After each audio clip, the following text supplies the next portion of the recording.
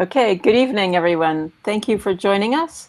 We have a slideshow to show you with some explanation of what LARCS Citizen Science is. We could have the slides up, please. Thank you. So my name is Elizabeth Sklar. I'm a professor in Agri-Robotics, and I'm the research director for Lincoln Institute for Agri-Food Technology. And I'm joined by some colleagues today. I'm going to start by telling you a bit about what LARCS Citizen Science is, and then my colleagues will give you an overview of the research, explain why citizen science matters. We'll explain to you how to get involved, and then we'll answer some questions. During the presentation, if you have questions, feel free to type them in the chat, and then we'll look at the questions at the end.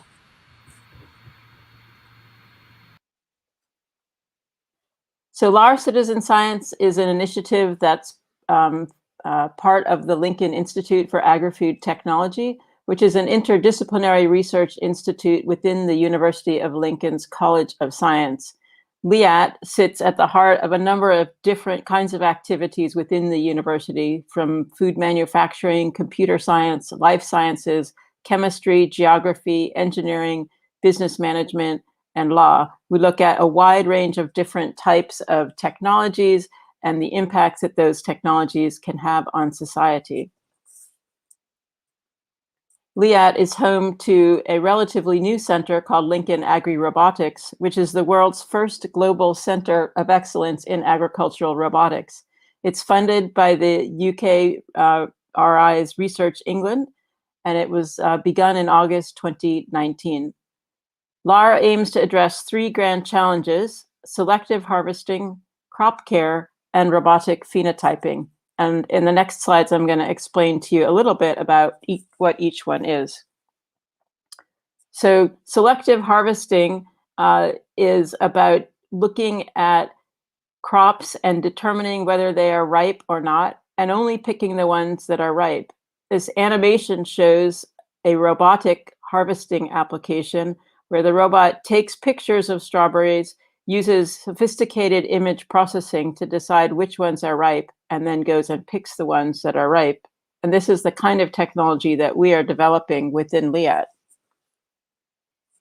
Crop care is another one of our grand challenges, which involves identifying and removing weeds that attack individual plants while scaling to cover whole farms. We look at different kinds of crop care, not only weeding, but looking at pesticides, at different kinds of insects, good insects, bad insects, different aspects of nutrients within soil, things like irrigation, all related to crop care. Again, you might have noticed in that animation that the robot took some pictures and did some analysis of what those pictures told it, and then in this application executed some spraying to address the weeds that are in this example crop. The third grand challenge is robotic phenotyping, which involves gathering data on plant traits, weeds, pests, and disease using multi-scale approaches with novel and traditional sensor devices. Again, this should be familiar to you now. You've got a sensor, a camera in this case, sitting on a robot, taking pictures and analyzing the content of those pictures. In this instance, the different plants that the robot is taking pictures of are different varieties of tomatoes, as well as some weeds. So you may have noticed that in all three of those examples, we're using computer vision, computer analysis of images in order to make decisions about what should happen with respect to harvesting, with respect to crop care, etc. We use an approach called machine learning, which is a way for computers to process images and understand what the content of the images are. In order for the machine learning to work, the computer vision modeling requires many, many examples in order to build models that have high accuracy.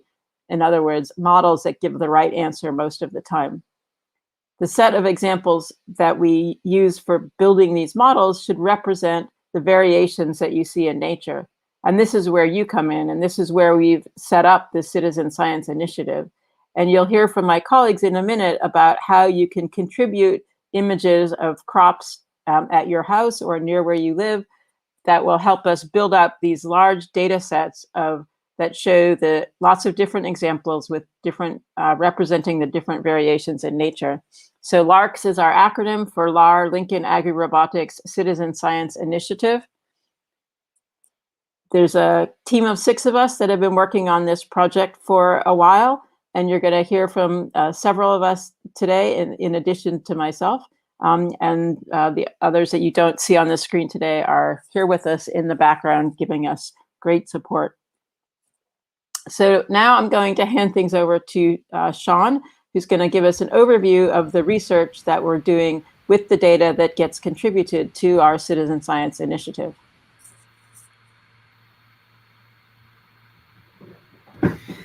Great, thanks for that. Yes, on to the next slide, Elizabeth. So if you'll notice that a lot of the examples that Elizabeth showed and the things that we want to do, they all mention vision.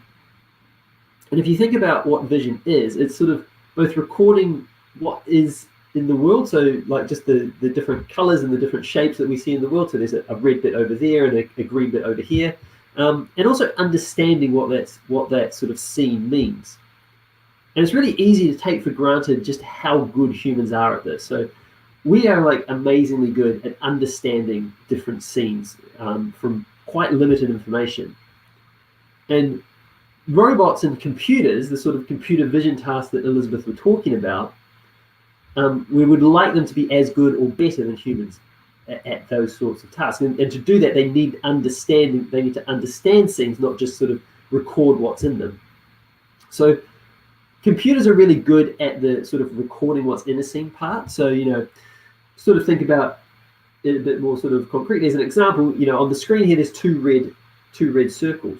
So a computer is quite good at going around a scene and just saying these pixels are red.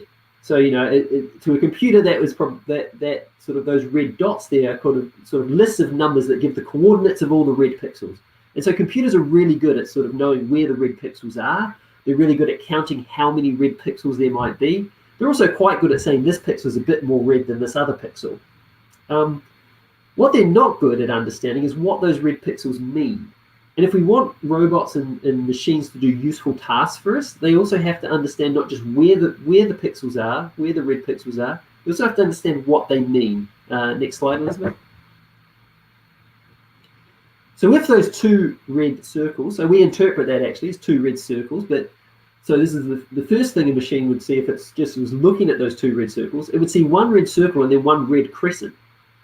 Because unless we tell the machine that actually, you know, this is a 3D space, it doesn't understand that that's actually two circles behind each other. In the same way that when those two red circles are representing tomatoes there, to a machine that's a 2D image of some red and some green. And what we really want is for the machine to understand that those are tomatoes. There's one tomato in front of the other. The green bits around it are leaves. We don't want to damage the leaves, but we also they're not as useful to us as the actual tomato fruit. And as humans, we're really good at understanding all of that. You know, we see that picture of the tomato there, and we understand, you know, something about tomatoes. We understand that, you know, it's round, it's a 3D shape, so it's, you know, it's roughly tomato shaped. Next slide. We also understand that some tomatoes are red and some tomatoes are green, and that green tomatoes mean it's not ripe, and red tomatoes mean that it is ripe. And we understand here that, you know, that even though the green tomatoes and the red tomatoes are different colors, they're all tomatoes, and they all have roughly a tomato shape. And so unless we tell machines that, they won't understand it. And the way we understand that is, you know, we build up experience of the world as we learn about the world and what we're seeing. We build up all this context that allows us to, and examples that allows us to understand when we just look at a scene like that. Oh, there's some leaves, there's some tomatoes. Some of them are ripe, and some of them are not ripe yet. Next slide, please. And so this is kind of where you come in. We want to allow our machines to kind of build up that context and that sort of, and to do that, we need to show them a variety of images. We need to show them kind of the full range of what the world is like. And it's very hard for us to do that. We could, in our study plots, so, you know, we're based up at Rhizome, and we do have like trial plots for crops. We have We have a strawberry polytunnel set up. We have a walled garden. We have various plots set up that exist solely so that robots can go and take images of them. And that's great because that allows us to collect a lot of images of a specific thing that we're interested in under very controlled circumstances. But what we miss there is that we can't get the variety of images. We can't get the full variety of the world. We've only got one site to do that on. And so what we need is for you guys to just send us images from everywhere, lots of different types of images, lots of different images of tomatoes, being ripe tomatoes, unripe tomatoes, in bunches, in singles, some bunches where it's all unripe, different types of crops. So here we've got some onions, we've also got some maize, and we've got some maize growing with some weeds among it. So, we want to show these machines different types of crops, and also that, these are crops and these are weeds. But there's lots of different types of weeds out there, and the weeds look different depending on, and the crops look different depending on when you take the images through the year, what the soil's like, what the growth season's been like. And so it's very hard for us to capture all of this variation, but if we get lots of people to send us images from all over, we'll sort of naturally pick up that variation. Next slide, please. We also want to see different angles of the same thing. So here we've got two images of some flower buds. So these are bramble bud, blackberry flower buds, flowers, blooms, sorry. And if we were trying to say count the number of flowers to perhaps estimate what the fruit set is going to be, or to try and understand sort of how many pollinator resources there are around, we might want to count these flowers. And to do that, we can't always guarantee that we'd be able to get a picture of the flowers from like a perfectly framed picture with the flower close up. We might have some flowers close to us and some flowers further away. And so what we want to be able to show the machine is, here's an example of some flowers that are close to us, and here's an example of the flowers that are further away. And they're both flowers, and you should understand that they're both flowers. But they are going to look different. So we need to show it that variation. And there's going to be lots of different variation. They're not just near and close, but also different cameras, different lighting conditions. It might be cloudy, it might be sunny. It might be an overgrown area with lots of occlusion on it. It might be an area where there's only one or two flowers and not much around it. Next slide, please. So as an example of what we do with this kind of data, here's one of our postdocs at LAR, Dan Dye, built a machine to recognize tomatoes. So what she did is she took lots of images of tomatoes. I've shown you a few examples here, but she had lots more than this. And she put a box around every tomato in the image. So there's kind of two parts to the images. We want the images, but we also need to label the images. So we need to have some context for the images. So when you're uploading the images, you'll see we ask you some questions about the location. Do you know what crops are the images? We might ask you if there's any weed in the images. And all that metadata, we call that metadata, allows us to give a bit more context to the images. And in that context, we can feed to the machines to help train them. In this case, we have tomatoes, and what Dan Dye did is she went around and she put a box around every tomato, and then she fed it to a thing called a convolutional neural network, or it's a deep learning tool, which you might have heard of. So these are the things that Google and Facebook use to figure out what sort of ad they're going to give to you. But you can also use them to understand images and what's happening in these images here. And so what you do is you show that neural network lots of examples of tomatoes with boxes around them that say, these are the tomatoes. Ignore everything else in the scene. These are the tomatoes. And what that neural network does is it picks up tomato features. What are the features that make a tomato a tomato? It's kind of round. It might be red. It might be green. There's a little sort of stalk coming out of the top, but sometimes if you look at these images, sometimes there is, sometimes there isn't. And what the neural network does is it tries to find the features that's common to all of the tomatoes, but not common to things like the leaves. So you have green tomatoes there, and we want our neural network to understand that, yes, those shapes are green, but there are different greens to the leaves, and they're also different to the leaves because they're green tomatoes rather than leaves of the tomato plant. Next slide, please. And Dan Dye's machine worked pretty well if we see here. So the red boxes in this image are the boxes that she put onto the images. So that's the human ground truth. And then the blue boxes with the little numbers, you probably can't read the numbers. The little numbers are the predictions of the model and how sure that model is that that particular area, that particular object is a tomato. And you can see it does quite well. It understands that some tomatoes can be red and some tomatoes can be green. And it gets most of the tomatoes in the images. You can see there's a few boxes there where it's missed tomatoes, particularly where there's what's called occlusion. So these are where there's tomatoes that are hidden behind other tomatoes, hidden behind some leaves, and maybe further into tend to be further into the background. So we sort of, this is a machine that spots tomatoes, and by itself, spotting tomatoes is not overly useful, but it's the sort of thing that acts as a basis for doing things like if we want a machine that picks tomatoes, you've got to be able to spot where they are. If we want to phenotype tomatoes, if we want to breed better tomatoes, we might look for tomato plants that have different traits, like perhaps putting on more fruit or bigger fruit or fruit that has a different shape. And to do that, you need if you wanted to do that automatically, you'd need a machine that saw and could recognize what a tomato is. Also, if we wanted a machine that perhaps found pests for tomatoes and blemishes or things that ate tomatoes or fungi mildew that was attacking the fruit, it's very useful to be able to first identify where in the image a fruit is and then focus the rest of our learning on that. So it's the sort of thing that acts as a basis for what we're trying to do in those sort of grand challenges that Elizabeth set out. Next slide.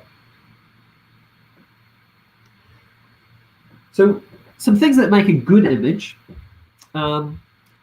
Firstly, we have things that are the sort of main sort of structures and things that are visible to us. So in this case, there's some fruit and some tomatoes, so we can see the fruit in the image. So that's quite important.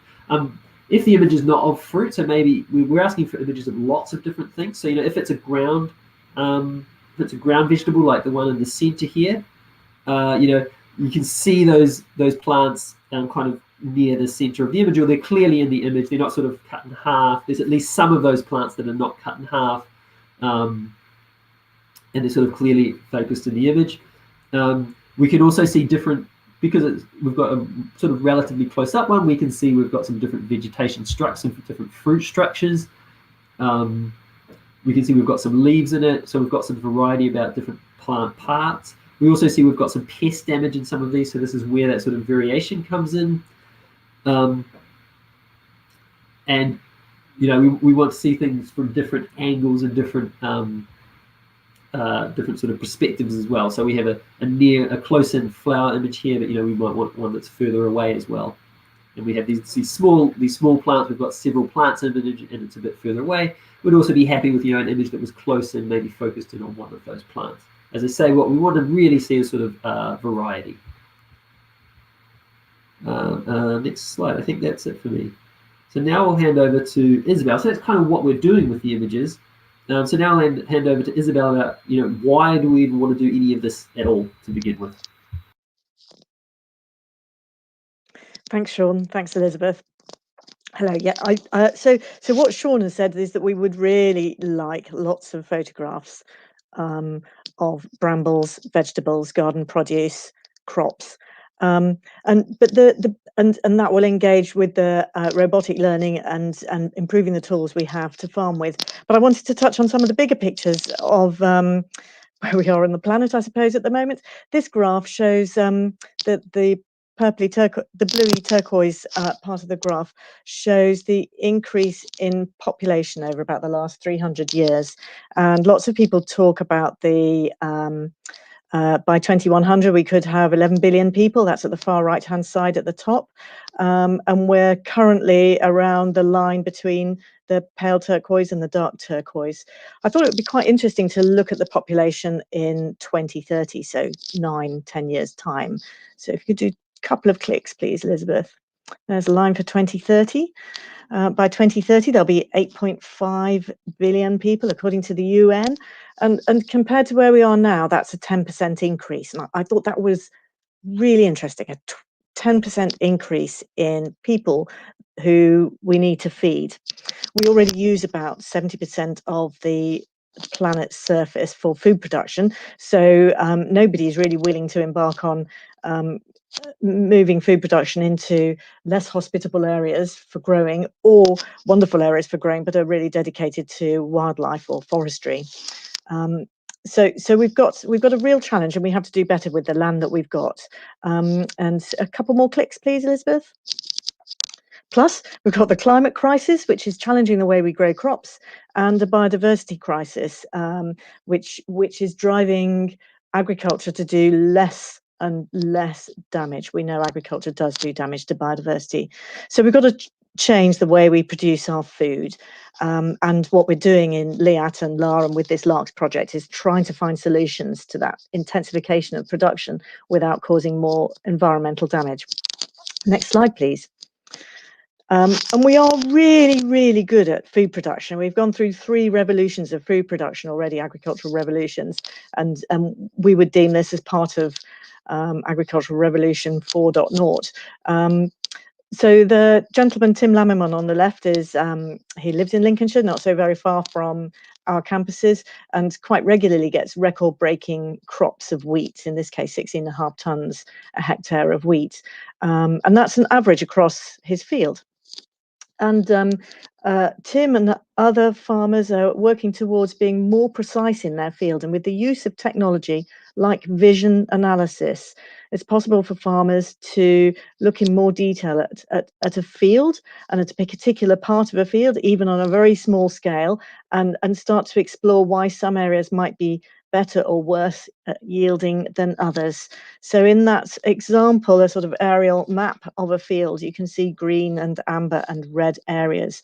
Those green areas are the areas of highest yield, and that's done by putting a yield monitor on the combine harvester when the crop is combined, and with GPS location you know exactly what is being harvested at any one moment.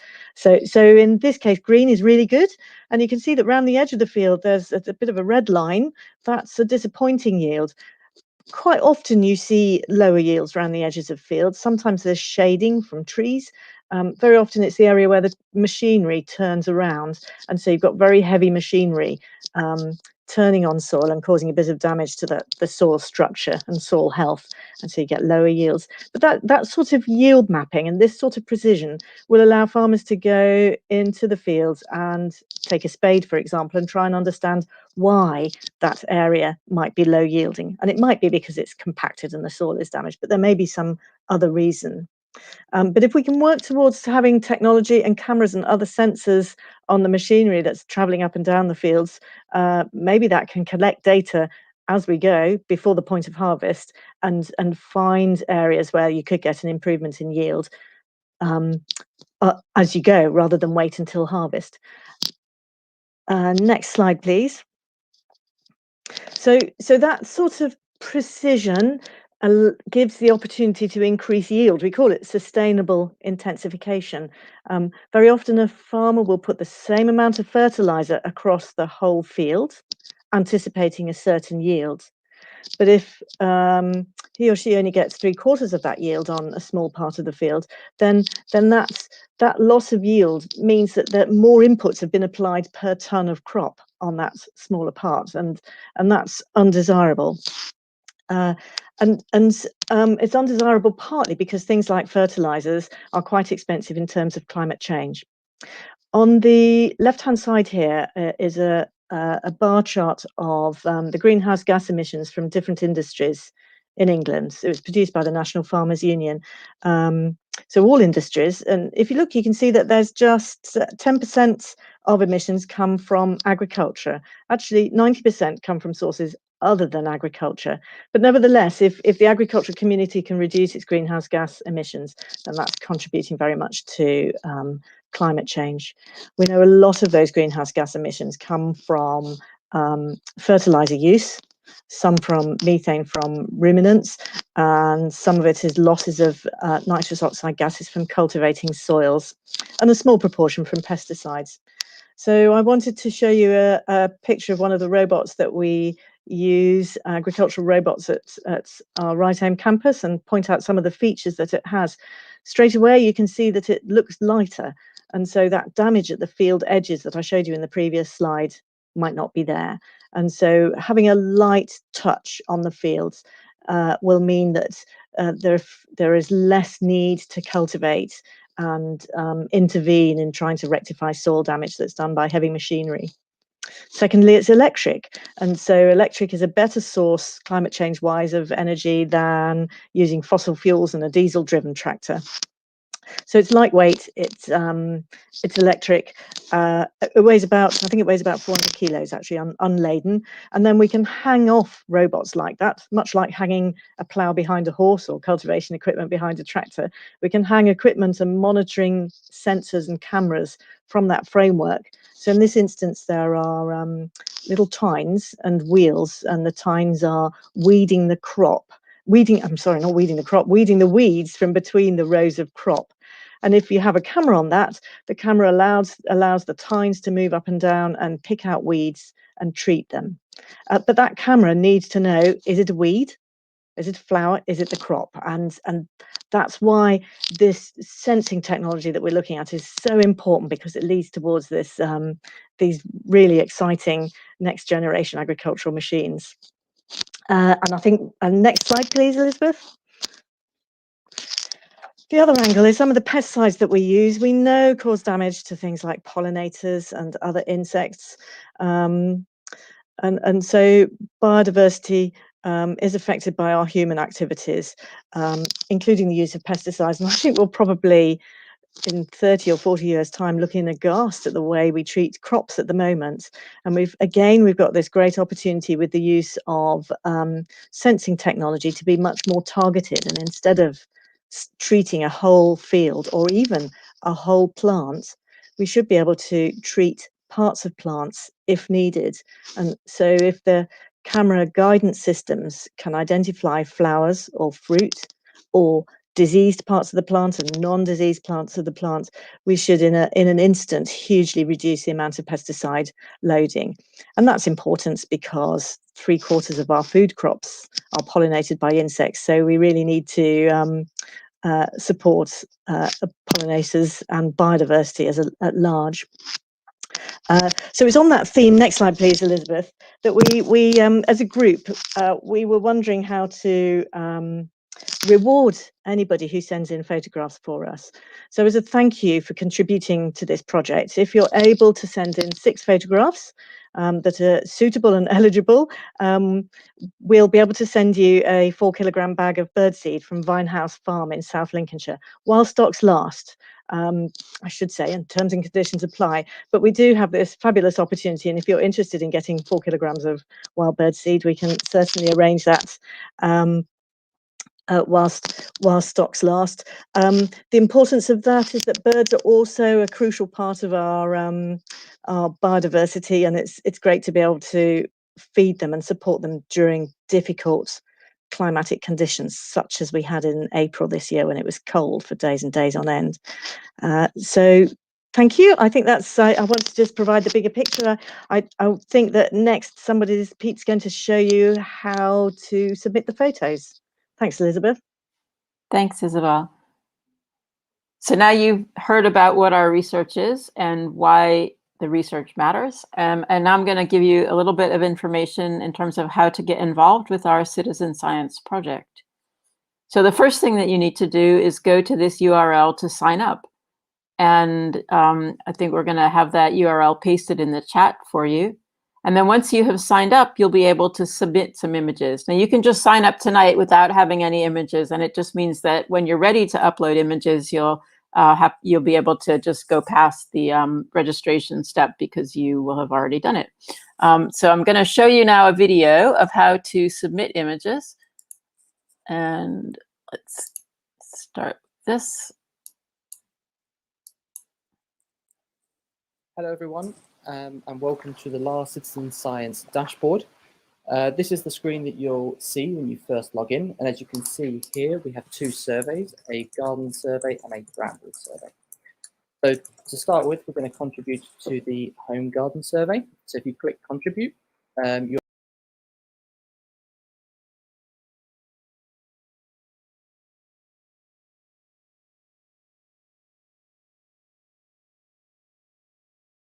see when you select that, a form pops up where you can enter some information about the picture, such as when it was taken and what's in it and which camera was used to take the photo.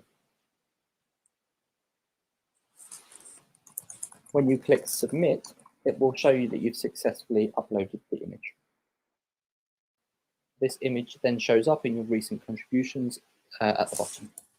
Now, when you upload images, you'll likely be uploading a number of images. So here we're going to drag and drop 3 images into the drop zone. And the form reappears. At this time at the top, it says 1 to 3. So you can re-enter the information into the form. And once you've done that, you can click submit.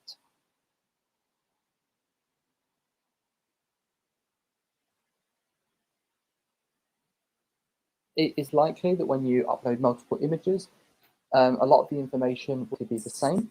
And so we keep the form pre-populated with the last things you entered.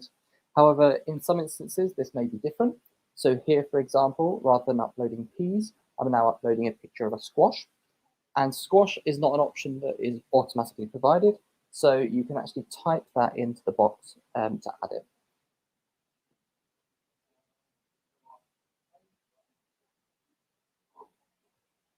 Sometimes you might drag and drop an image that you didn't mean to. If this is the case, you can also click skip to skip uploading an image. So here I've uploaded 2 of the 3 images that I've dragged in. And so you can see all 3 of my contributions from today. So each survey is different. So if you go into the bramble survey, for example, and I find a picture of some brambles, the questions for each survey might be slightly different. So this one here, you can see has a few more. Don't worry if you can't answer any of the questions, just give as much information as you're able to give. And if there's any extra information that you want to give, there's also a comment box at the bottom. So that's a quick overview of the upload process. Thanks for listening.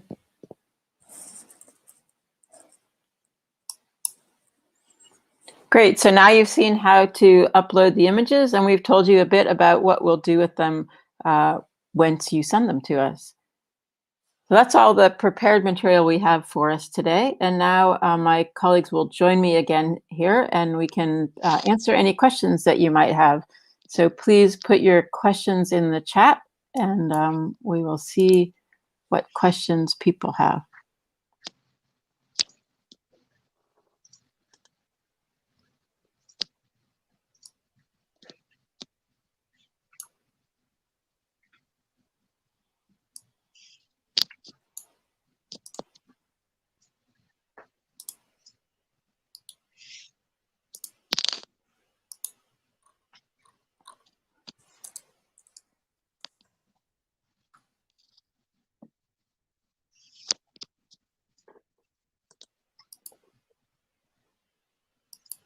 I'm not sure the questions are coming through. Here we go. Yep. Okay, great. So first question is about how long will it take to see the results of the research in practice? So that's a good question, and it really depends on the number of images that we get. We'll be able to show results of the machine learning, like the slides that Sean showed about with some images that were taken last summer, and other kinds of activities that Isabel was talking about will take. Some things take longer depending on what the application is. So the weeding robot that Isabel showed is something that's being developed now and on the research farm, and so it's not necessarily available commercially. So different, like I said, different things have different timescales, but we do have a newsletter, so we'll be sending out information about the images that you send and how they're being used. I guess I'd also add to that a little bit.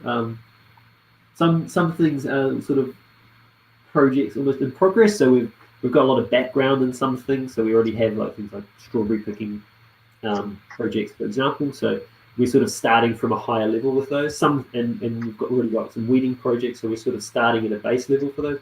Some projects we're starting at we're kind of just starting, and so those will obviously take a bit longer because we're a bit further behind.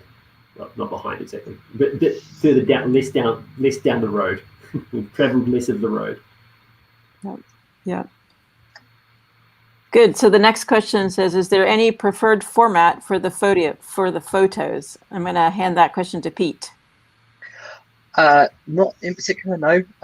Any format will do. JPEG photos normally have some compression, which can sometimes cause issues, but it's not too much of a problem. So to be honest, in any format that you've got will do. I think I'll add that sometimes, probably most pictures that you take will be on your phone, and sometimes phones give you the option to take higher or lower resolution images. Sometimes you can take a high resolution image and then have the option to transmit a lower resolution image. The higher resolution you send us, the better. That gives us more information. So Sean told you a little bit about pixels. The more pixels we have in an image, the more information we'll have to feed to the convolutional neural network and other machine learning techniques that we're using.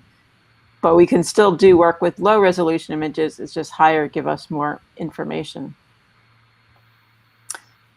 Next question, can we submit time-lapse videos? I'm going to give Pete that question as well.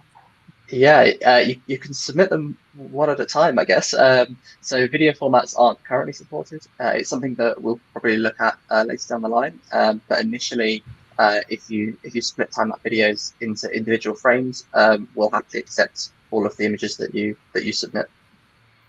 So I should also say that we have the email address, which is we'll put up on the screen again at the end. You can also send us data by the email, and we can take videos from email, and we do have a way of basically a video is effectively a lot of still photos all put together one after the other. And so we have software that we use to take a video and chop it up into individual frames, because our machine learning software looks at the individual frames. Next question. Are we collecting images all summer? Yes, that's a good question. And we are collecting images all summer. From any time now, through the season, we'll be collecting images. And we collected some images last summer. So we'll be taking some of what we collect this summer and looking at it against what came in last summer. But the advantage of sending us things through the summer, for example, the tomato data set that Sean showed you some pictures of, that was contributed by one of our members last summer who took pictures every week or so. And so we have a lot of data showing the growth stages of the plant during the summer, which is very helpful.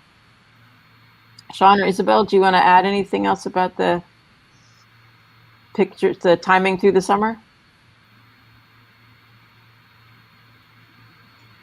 I think it's great to get loads of pictures, different stages.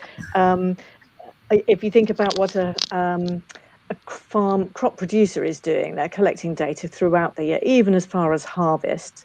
So whilst there might be specific times when diseases are a problem or pests are a problem or trying to remove weeds, actually those observations of how the crop is growing and where there are potential weaknesses in the field, we need those all year round. So brilliant to get crops at different times, please. Yeah, I agree with that.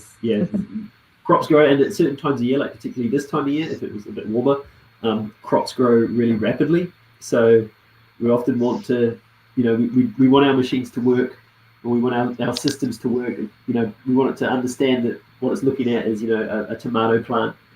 Now we want it to understand it's a tomato plant next week. We want it to understand it's a tomato plant like 3 or 4 weeks from now. So all through the summer is helpful.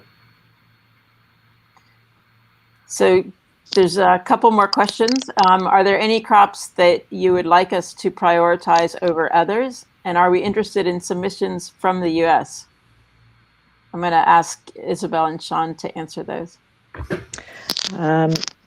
Yeah, we'd love images from the US. I think there'll be crops there that aren't grown in the UK. The climate isn't right, but still trying to, and correct me if I'm wrong, the rest of the team, but still really, really useful to see shapes and sizes and compare those images. And what was the other bits? What was the other bit? Are there particular crops we're looking for? No, not really, to be honest. It would be really nice to have looking straight down on crops that are grown in the ground and then looking across at things like tomatoes and raspberries. We'd like to see both. We'd really like lots of bramble photographs as part of this, partly because everybody can find a bramble patch and take some pictures, so that's really nice. But yeah, the more crops the better, because we can see this automation and robotic autonomous systems being applied to lots and lots of food crops. Anything to add, Sean? Just that we're in the relatively early stages of this project, so we want as much kind of variety of different things as we can get. So whatever people have, we are happy to take and can certainly make use of. So the interface that Pete showed had a drop-down list, and he demonstrated that you could type in varieties that aren't on that list. The most common things that we received last summer are on the list. So peas, lettuces, tomatoes. But if the item that you're uploading is not on the list, then you can just add it in the way that was shown in the video. Great. I think that covers all the questions that we had. I'm going to thank everybody for joining us this evening.